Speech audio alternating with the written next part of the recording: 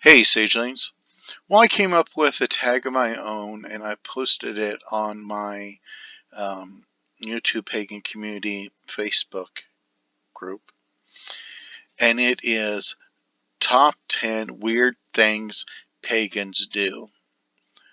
So this can be almost anything that we see more than one pagan do that they claim to be part of their practice, their beliefs.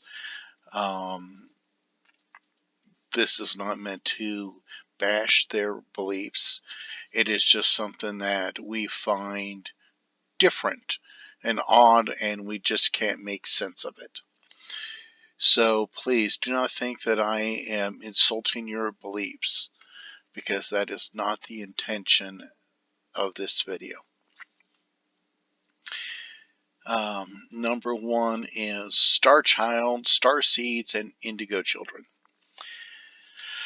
Now, this is mostly a New Age concept, but I see this in paganism a lot, and that is people proclaiming that they are somehow unique, they're divine.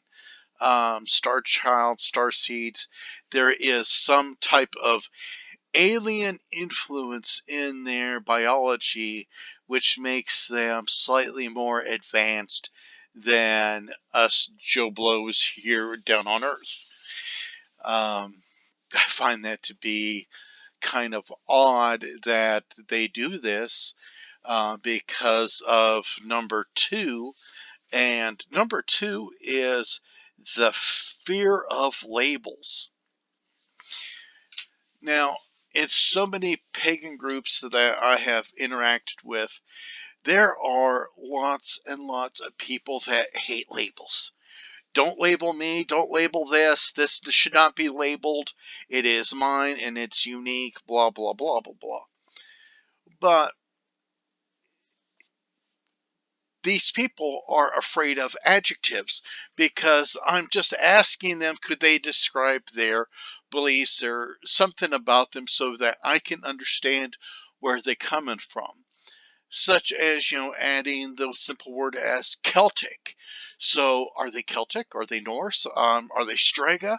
Please tell me, a little bit about yourself. And they hate labels. So it's um, weird that this group of people are declaring themselves to be Star Child, Indigo Children, Star Seeds, and all. But they're doing it because it puts them above others. Well, I am a star seed, and that's why I see all these chakras and all that. And, you know, like I said, this is a new age concept, but it's being used by a lot of pagans. And I just find it weird. Back to labels. Um, I see people that absolutely hate labels. And it's just like, well, you got to describe yourself in some manner. And, they don't want to be labeled because they don't want to be grouped, because they see how some groups, like a zealot Christian group, would use a label like devil worshiper to attack. And it's just like, well, anything that we are can be used for us and against us. So why have this fear of labels? Because it helps us, know each other. Like I said, I'm a Celtic pagan. Okay, now you know a little bit more about me. Some people like it, some people don't. Next one is Christo-pagan. These are people that combine Christianity and paganism to some degree. I think this is weird because Christianity, a lot of the zealots there are anti-religion, anti-witch. And here we have a religion, just like the other Abrahamic religions, that oppose the use of magic and witchcraft. And I just cannot understand. I have yet to have a single Christo-pagan explain to me how they can have both when one is opposed to the other. Let's see, we're up to number 4, and that is the obsession with tarot cards.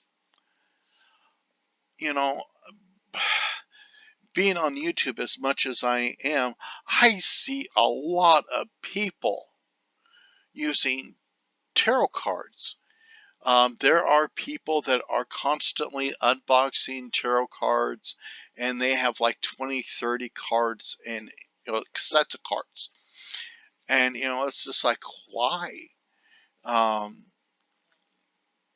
and it's all about the art, because the art on this one's different than that one. So it has a different feel to it. And, I can understand that in some degree, because, I'm just going, a tarot card is a tool. And so a mechanic could have a couple different sets of screwdrivers, depending, on like different type of handle and all of that. If they're longer or shorter, but they have a different feel to it. But then again, I don't know of any mechanic that has 20 sets of screwdrivers when all you need is 2 or 3. If you like artwork, just, put it on a screensaver or something like that. Okay. Um, Next one, number 5, is the mixing of pantheons. We have a lot of eclectic pagans out there who want to use all these favorite gods and goddesses in some, to me, weird fashion.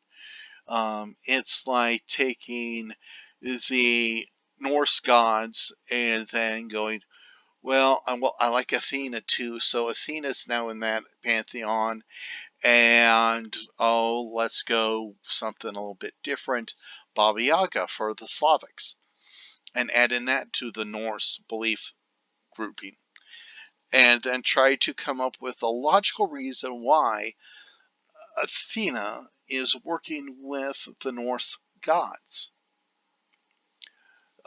Same thing with Baba Yaga. She's a witch from the Slavic belief systems. But, when we take gods and goddesses from different pantheons and put them together, there are fables, there are stories about certain gods having interactions with others, such as Athena's interactions with Ares. Okay, well, if you pull Athena out, there's no Ares in comparison. Doesn't that kind of screw up her story, her theme? Because now you're going to go, well, we're having Athena, I think it's with Tyr, or Thor, since Thor's a good warrior, and saying that that's the balance. And I mean, you're comparing different gods with different feels, and it's just weird to me.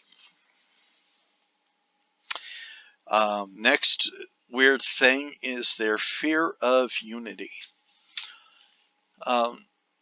It's weird in a sense because you can have a group of pagans get together in a very loose grouping, and they can get along to a degree.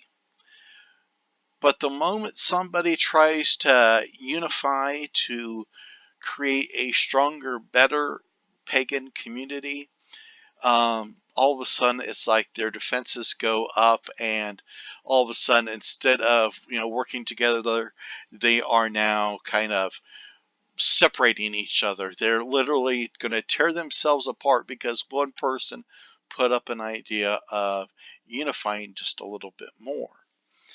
I've seen this twice with the American Witch Council and such, but it's just weird because we can have pagans work together, and as soon as somebody tries to take a leadership role, in many cases, You're going to have somebody go, well, that person does not believe as I believe, and I will not have somebody that follows the Norse beliefs, tell a Celtic person how they should believe. And, that's the funny thing. The Norse person is never telling them how to believe. They're just trying to unify the groups a little bit better. They don't care if you're Norse, Slavic, Strega. Um, they don't care. But they are just saying, if you identify as a pagan, let's get together, let's work a little bit closer together. And they will fight each other tooth and nail on this. And, you know, we cannot unify into a larger group because we are so damn protective of being individuals that we don't let anybody speak for us, when it would be advantageous for us to have somebody that we can have speak for us in certain situations. Another weird one for me is the vegan movement. There are Wiccans out there who will say that you have to be a vegan to be a Wiccan. And I am opposed to this because they use the Wiccan read saying harm none. Well, if you are a vegan, you're eating plants, not harming any animals, and thus that is the only way you could be a Wiccan is to be a vegan. Well, these are two completely separate concepts. These same people that say that they are vegan Wiccans, really have never studied the history back of the old days, because pagans ate meat back then. Okay? Especially when you were in the northern climates, such as Norway, Scotland, and such, you were dependent on eating cured meat to survive winters. Because if you have a 4 or 5 month long winter period, that's how long you got to survive off of a few certain crops, like your potatoes, some squashes, and that. And so we have people that are using our modern conveniences to push an agenda, and I just find it weird. Um, Another weird thing, this again is towards the Wiccans. Um, the use of the Wiccan reed is getting very rampant. There are actually Wiccans out there who no longer take the reed as what it is. Reed literally means advice. But what they're doing is saying that it is law, it is dogma. And so they are enforcing it on all pagans, not just Wiccans, all pagans. And I mean, I have been kicked out of a few Facebook pagan groups because they have been ran by Wiccans. And so they want to enforce their Wiccan read on everybody. And these same people who would probably complain if the Christians were going to impose certain rules on them have no problem but to enforce the Wiccan read on others. So if you have a different point of view in many of these groups, you are going to be considered negative/toxic, and you are going to be removed from those groups. And it's irritating. It's weird. Again, this affects our unity because we have groups like that. The next one is the obsession with love spells. Now, a lot of this also has to do with groups that are outside the pagan belief system, but I've always found it weird that when I go to the bookstores and I'm looking for reference material books on paganism, witchcraft, that there is a crapload of books devoted to just love spells. I mean, there was one book, gosh, it was actually just called Love Spells for something, something, something. And it was 150 pages of nothing but love spells. And I'm just going, oh my gosh. And there are a lot of love spells in the pagan community that other pagans promote. And it's just like, come on. Um, Maybe you got to try something else other than a love spell to find love. Maybe there's something else going on. You know, if you need a love spell, what type of person are you? And well, and it's not just love spells either. Um, there is a lot of people in the Wiccan community that loves to do bindings. Well, I'm going to bind this person for this, going to bind that person for that. I mean, it's just like they focus on these like just few types of spells and not much else. And that's just weird to me. And the final thing is absolutely weird. And yes, to me, this is the weirdest thing, and that is otherkin. An otherkin is somebody that believes that they are part animal and part human. I have seen people that say that they're otherkin and they act out as cats because that is their familiar. They are bonded extra strongly with their cat familiar because they are an otherkin cat. I just think it's weird. Stoner Girl, Azure Dragon Feather, she at one time was doing the Dragonkin, where she was saying like she was like part dragon in spirit, because she does the whole draconic wicked thing, and she's weird in a whole new level.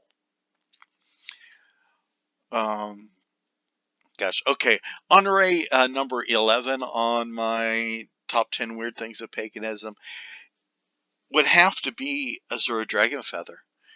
Does anybody know why she puts lines on her face and super glues a gemstone to her forehead? I'm not trying to bash on her. Honestly, I'm not. But I would really like to know, how does that connect to paganism in some way, some shape or form? Okay, so those are my 11 things that are weird in paganism. Um, I would love to see everybody else's um, videos and all that. Please leave your comments below, and everybody take care. Be at peace.